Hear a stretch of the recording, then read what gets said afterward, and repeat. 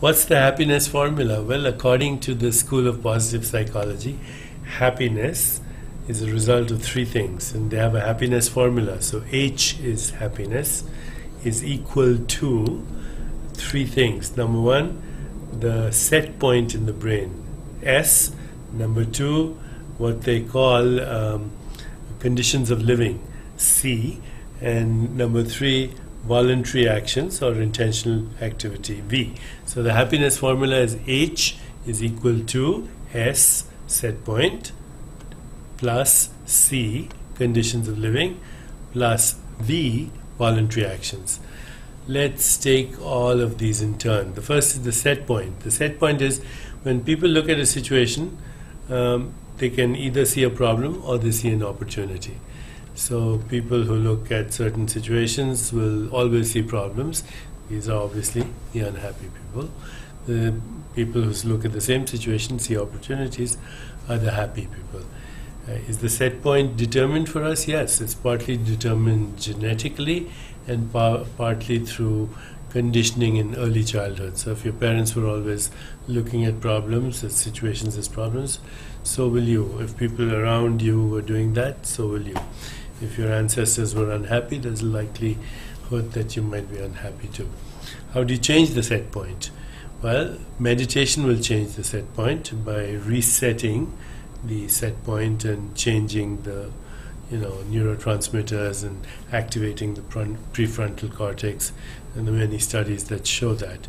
The second thing that will change the set point is cognitive therapy, which will help you go beyond your beliefs. This set point determines 50% of our happiness experience, so it's important to realize that you can change your set point. The second part of the formula is C, conditions of living. Are you rich? Are you poor? Have you had an accident? Did you win the lottery? Etc. So, interestingly enough, the set point is 50. Conditions of living is only about 10%. So if you win the lottery, you'll be very happy today, maybe next week also, but at the end of 1 year, you go to your baseline state because your set point will take you back to your baseline state. And if you have an accident and you break your leg, you'll be very miserable, but at the end of 1 year, you'll recover.